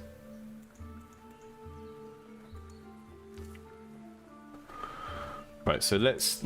Right, now that we have a tool card, we can see the recipe for tools. So tools require worker, stick, stone, and string. So the reason I couldn't fathom out how to make tools earlier was that I didn't have any strings. And the problem that we got with that last playthrough was there was no way of getting the information on how to make tools up, because basically you needed to have a tool to see that information. So I think that's a general problem that a lot of people are gonna get stuck with here. Right.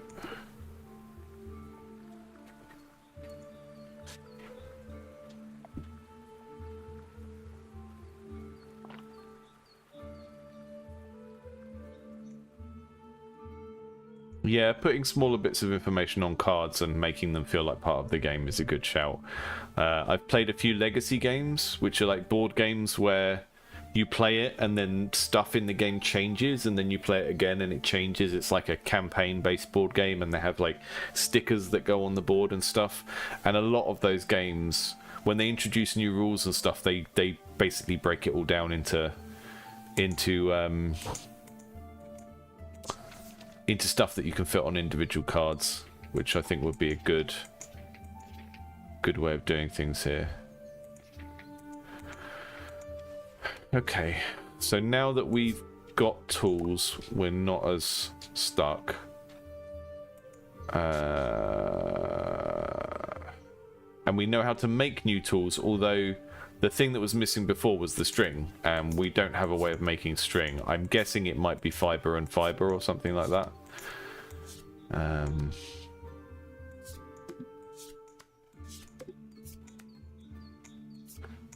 Let's go to the field.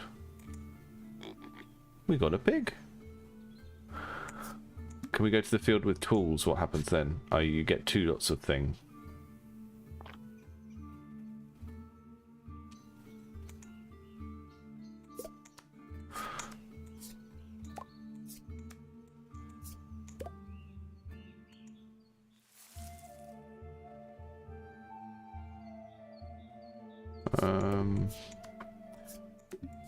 I think one of the problems is that because we only have one worker, early on it feels like you're very limited to basically doing one action per turn as well.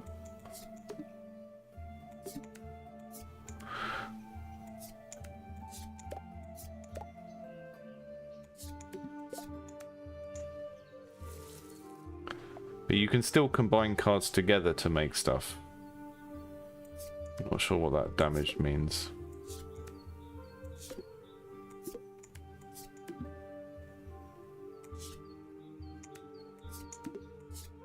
Just pick all the apples while the apples are in season, I guess.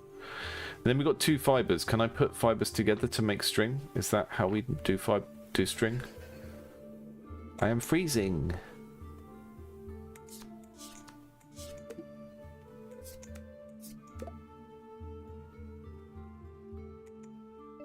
Yay, okay. Okay, we have string, so we can make our own tools now.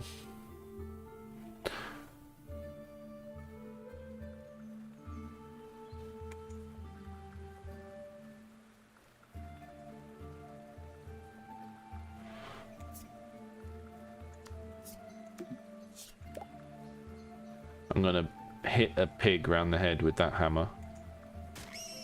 There we go.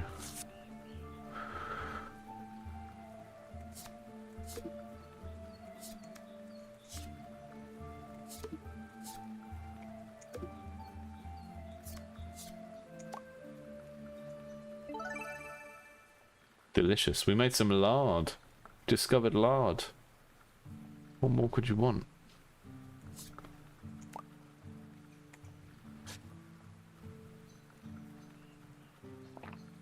And then we need some wood type stuff, because I think we haven't really harvested anything like that.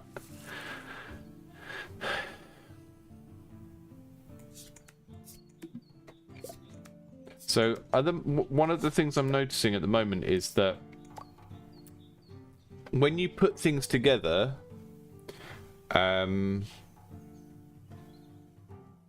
it's not always clear what type of combinations are going to require a worker, and more importantly, why they require a worker. Because like, if I'm making string, it's like, okay, that's a human process, so I put it on my leader. But then if I combine 3 trees to make a forest, that's not my leader doing that. That's just a thing in nature happening. I guess that kind of makes sense.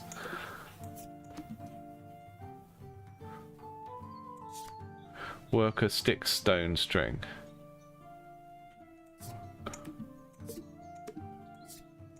So I need stone rather than rock. Okay.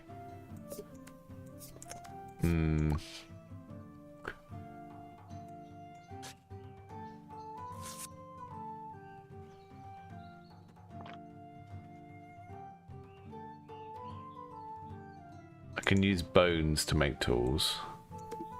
String, bones, and sticks. I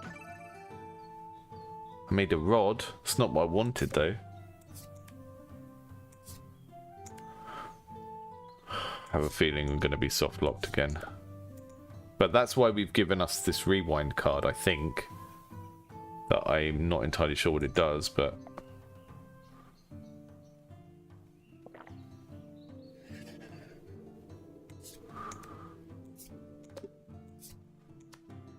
can't actually see how to use the rewind.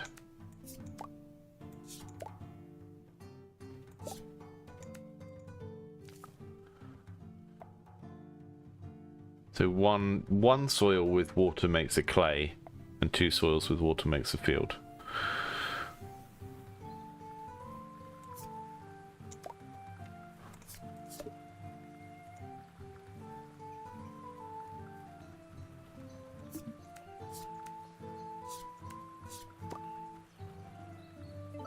I made some pottery. Lovely. My lard has spoiled and my raw pork has spoiled. Hate it when that happens.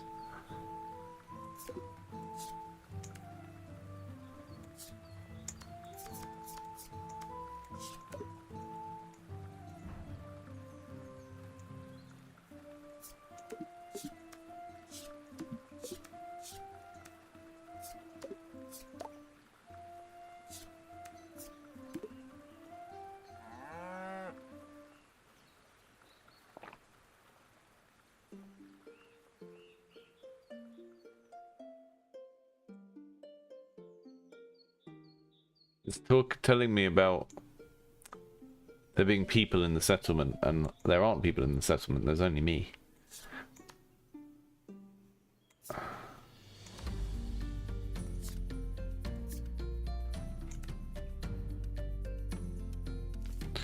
So I'm very at the mercy now of just trying to find random items that might let me make tools again. But hey, I've got an apple, and that's all that matters.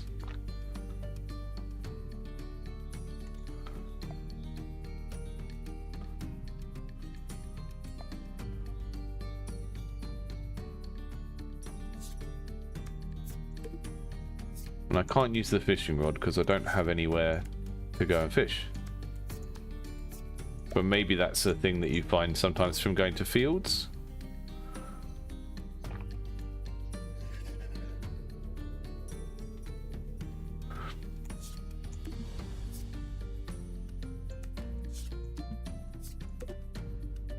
How do we craft a tree? Let's try it.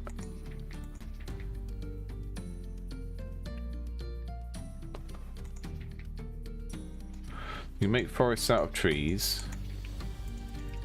Oh yeah, no, we can see on the card, can't we? I'm being an idiot again. Right, the tree is made from a field, apples and water. Field.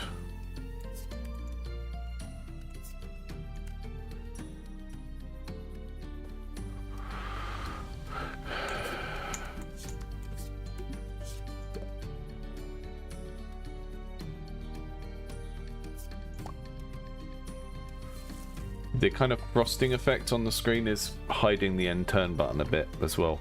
I think there's a level of UI that needs to sit on top of those things like the god rays and stuff that someone mentioned earlier. Okay.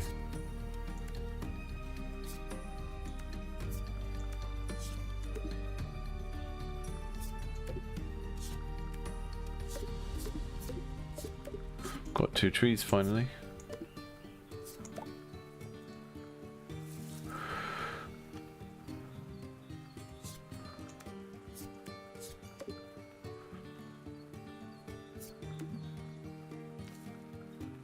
There we go. Right, it's tools time. 6 sticks and stones and strings. We got 12 tools out of that. That's a relief, because we got through the original 4 very quickly, so it's nice that they've given us a decent chunk of tools in one go now. So, we need food. We're gonna die. Let's murder a cow.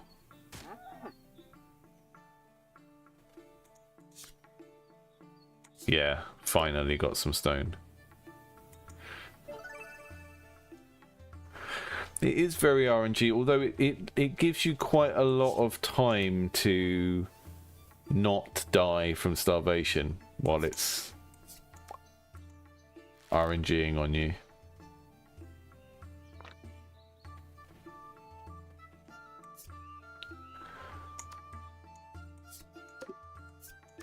Rock and tools and worker, let's try it. We got flint. That's going to make better tools probably. If I know anything about tools and stuff.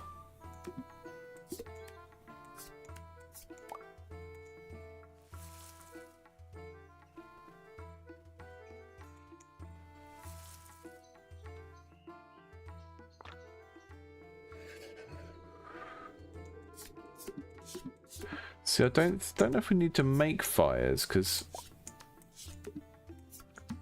I mean, we do have the option to use flint and sticks. Oh, that makes tools as well. Okay. There must be logs or something as an item in this as well.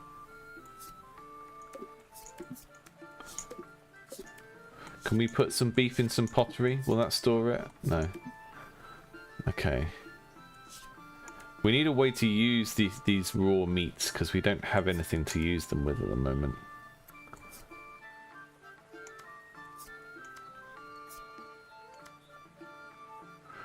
I think I should probably just focus on trying to get a forest, like the bigger natural environments used with these silver cards. I think there's maybe a tiering of the cards where these are supposed to be like bronze or wood, and then these are silver, and I think that's supposed to kind of help you put them into categories in your head.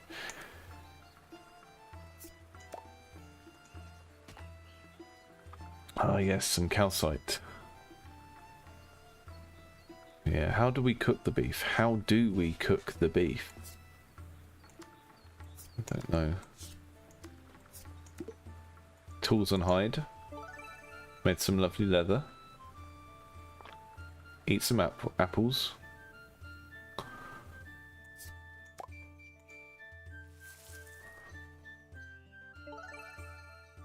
Ah, we've got a traveller. I saw what I could have sworn was a hooded person riding a donkey. It's possible that they had traders back in this time, or maybe I'm going mad. Either way, it's definitely worth investigating. I need to meet this person. What will happen if I give them something? Who knows? Where are they? Are they in my top deck? Is that where they've gone?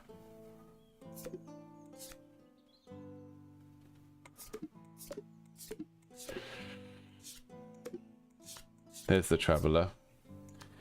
So Frederick said it feels like there's not a goal. Yeah, it's difficult, isn't it? Because survival games are always defined by like an avoidance goal of like your goal is just to not die, and they teach you that by having you die, and then you play it again. Whereas this has been very hard to die, because if you run out of food in the winter, the character basically just start saying, "Oh, I'm eating bugs. Isn't that terrible?" It's like, well, I don't know. I give the traveller some pottery and see what happens, and then I'm gonna go to the field again.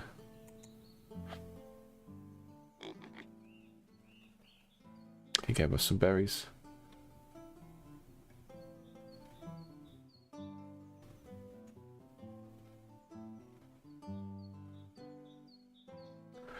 Okay, the traveller exchanges anything I give them for an item of equal or greater value. So the traveller is basically a way of randomizing some of my inventory. I can't make another tree. And oh no, we do have apples, so I can put apples in the soil. But we need more water. There we go.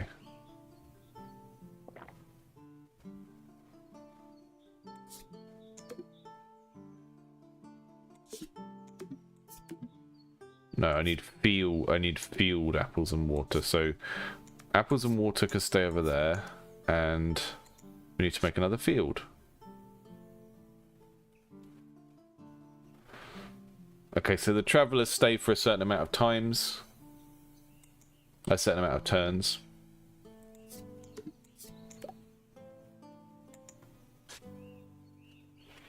Cycle of putting random cards on the leader and hoping for the best.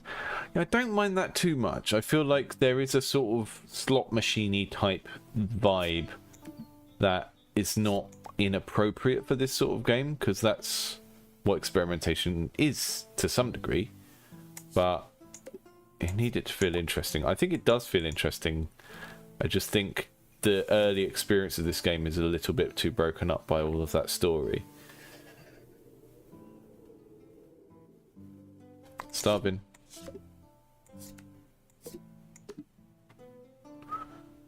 Where's my other tree gone? Didn't I just make a third tree? Oh, it's gone up there, that's why.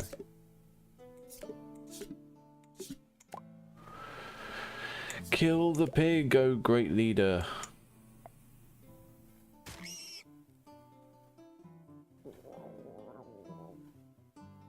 I'm dying now. Right, so we're out of winter, but we're starving. We've got a forest, we've got a pig carcass that I can't cook.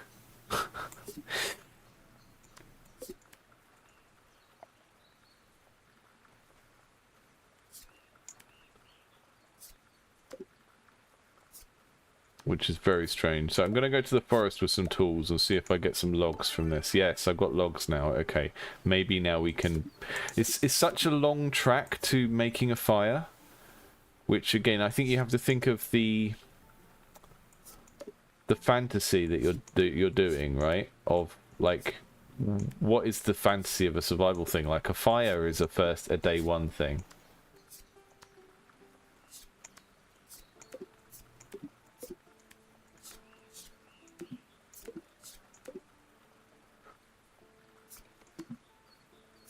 Hey leader, have some logs. Have some logs and some tools. What are you going to do with that? If you turn them into sticks, I know you turn them into planks. I was going to be so annoyed if that became. Okay, we can eat raw pork. That's good. I mean, maybe it's not good, but it's helpful in the context of this game.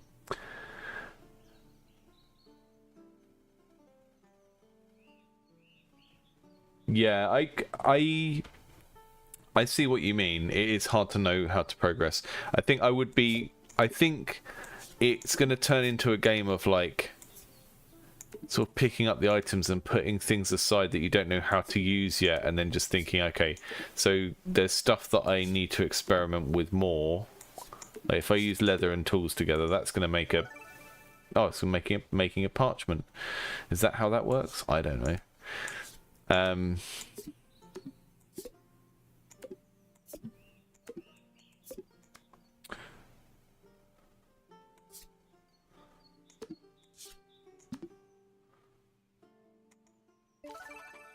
got a wolf cub. I got a baby wolf. Today is a truly remarkable day. As I was going about my business, a wolf cub suddenly emerged from the forest. As I stood there, frozen in fear, it casually walked up to me and rubbed its head against my hand. To my surprise, the cub appeared to be hungry. Ah. Maybe it can help me. Hello, wolf cub. I'm going to give you some lard. No, it doesn't want some lard. Disappointing. Right, we need to go back out and get some more meat then, or our wolf club is not going to be happy. Have some chicken. It's so picky. Like, trying to give it a fresh chicken.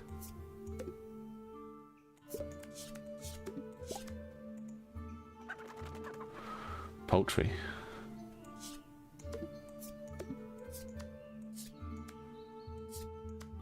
It won't take the food I offer it.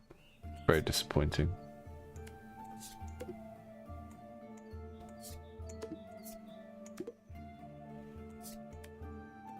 See, that's maybe a bit of a red herring as well. Look, I put the stone, the strings, and the sticks together, and that is nearly all the recipe for building a tool, but it's still red until I put it on my leader. I feel like maybe that could use a little bit of signposting. There we go, Wolf Club ate some lard. What happens if I put... Can I make the Wolf Club go into the forest?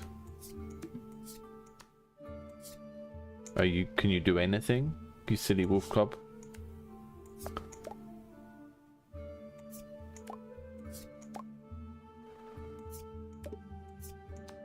You can't even do research. Stupid Wolf Club.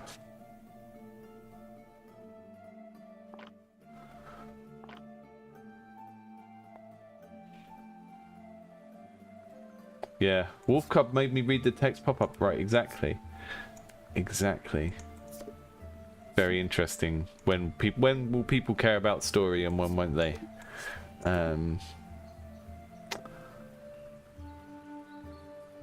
So sending the worker to the forest does a different thing than sending them with tools. Sending them with tools gets you logs and stuff, and sending them without tools gets you kind of forage things.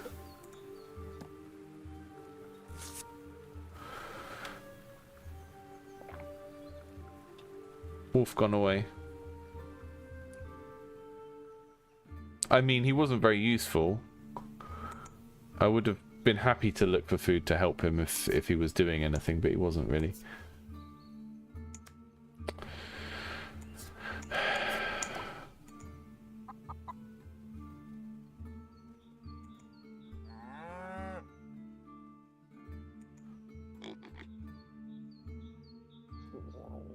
Dead.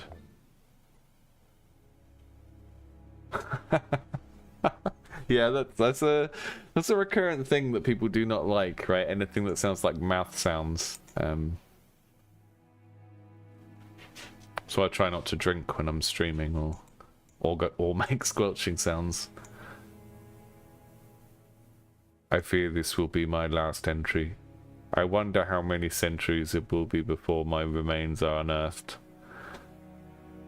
As I sit here in the darkness, hunger gnawing at my belly, I cannot help but feel a sense of despair and regret. That's the, this is the, you know, the meme where it's got someone's, with their profile picture is Johnny Silverhand from Cyberpunk 2077, and they say, "Oh, great to hear," or "Sorry that happened to you." I don't know, I'm not reading all that. It's that. Very interesting. So these are different outcomes you can get of playing the game to a different conclusion, I would guess. So starved is your game over. You lived till old age, built up a realm. Have to say, not a fan of the fantasy AI art nonsense here, but at least it's kind of relatively consistent across the whole game. One of the issues with using these things is you just end up with loads of stuff in different styles, and at least it's the same style. But yeah, that's interesting. It's a shame that these are all yeah, it was very Edgar Allan Poe, wasn't it? It's a shame these are all revealed, right? Wouldn't you want some of these to be a secret? You know, that you can build up a realm and then have an apocalyptic ending. I would want some of these things to feel a bit more hidden. But this is definitely There's definitely something I like here. We've got some different modes.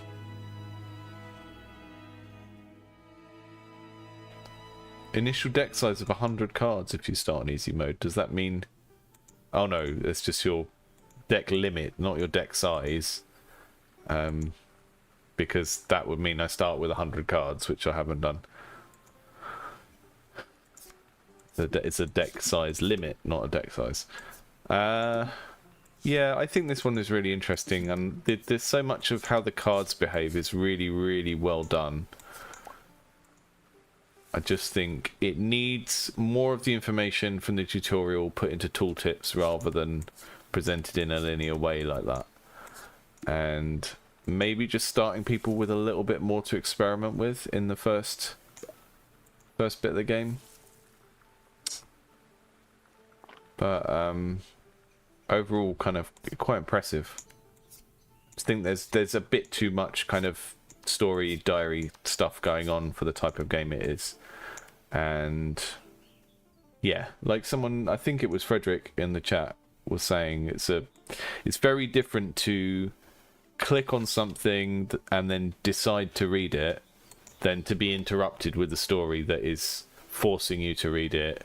You're much more likely to get into a situation with people just skipping things if you do that. I'm a damaged leader tools. What does that do? What, if I put damaged in tools, does that just blow my tools up? Yeah, turns them into seeds for some reason.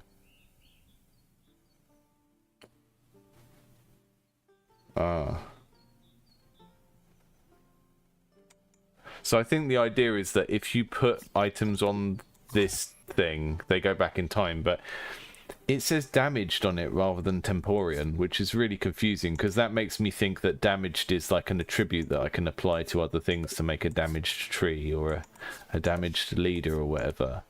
And actually this is an adjective describing the state of the card that it's an object for, which is not what we see elsewhere in the game, which is really confused. Yeah, it is the device. This should say device, right? Because I get the damaged is the state it's in, but we're never using the title of the card to describe a state anywhere else in the game, are we? Like, everything else here is a noun, right? A leader is a noun, seeds are a noun, research is a noun. It's like or a verb, right? But here it's represented as a noun, like your book. I have done my research. Here is my research, right? And damaged is not a noun. So I think that confuses things a little bit. And yeah, I mean, I've played this a few times now, trying to get my head around it, and never once occurred to me that this card represented the time travel device. I thought it was just a card to determine that other things were damaged, because that's how the rest of the cards work. So just stick everything in there. Stick everything in the time travel device. They turned into tools.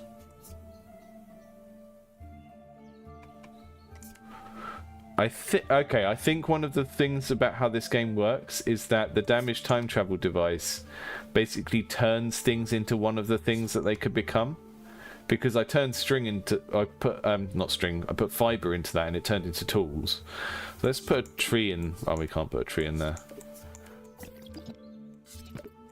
What happens if I put water in there? Turned into fiber. And I've got none of this device left now. Berries in the device?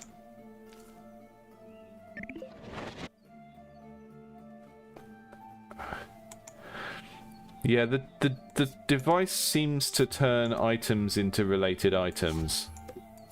And I think what you're supposed to infer is that that item is jumping backwards or forwards in time into something else that it could be. Which is quite interesting conceptually, and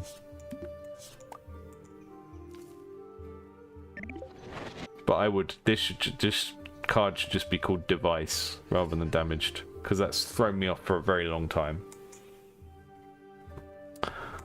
Okay, I think that is enough Temporian for today, but you got a sense of what that game is about. Seems to turn into the last item you put in. Shife said, will you be willing to look at an early alpha stage game? Yeah, I mean, it just depends what's there, doesn't it? It's I'm willing to look at anything, but the fact is that I have like lots and lots of games in my email, in my backlog, and when it comes to deciding what to play, there are lots of factors that go into that. It's not like maybe at some point I need to just make a spreadsheet and work through them in a linear order based on when they were submitted, but it's a lot easier to get people to watch if I can say, here are 3 games of this type or whatever. So yeah, no problem at all with sending in alpha stage games. It just, if it's a total grey box, then it's harder to judge, because, you know, if all your characters are capsules, then I know in an ideal world everyone would be kind of developing their gameplay and then adding the theme later, or, you know, that's at least quite a sound way of doing things, but it doesn't always make for good viewing to be playtesting things that are super early on and don't have any kind of art or theme to them. So yeah, I guess it's really just a case of, once you hit a point where you don't know where to go next with your project, and you have questions that you need someone else to be involved in, then that's the time to send it in, really. And I don't know, there are lots of people that will potentially play your games as well, so just test it with some real people before you send it on to someone who's gonna be playing it in front of lots of people, I guess. But yeah, there are so many games in my backlog that I have to do streams like this to kind of take an initial look at them, and then the ones where there's enough to talk about to make a longer video, then I'll make longer videos of those games. There's a multiplayer mode. That scares me. It sounds like it's just going to be people fighting over the same cards. But... oh, here we go. Here's all the cards. Is that everything? That can't be everything. Make an apple pie, an arrow, cider, a grave.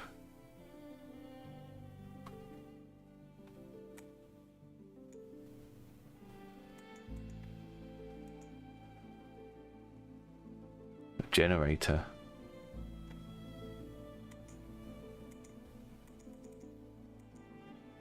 Right, I'm gonna go and get some lunch and stuff, so thank you all for joining today, and I will see you all soon.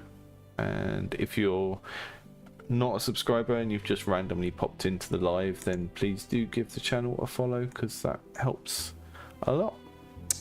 And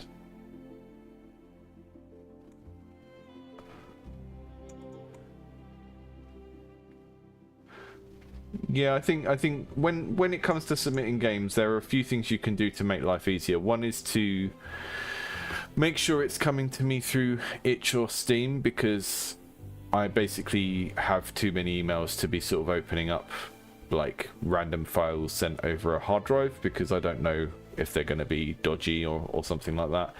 And another good thing would be to include images. So if you have screenshots of the game and then you can email it with a particular thing you want us to look at, that can be helpful as well.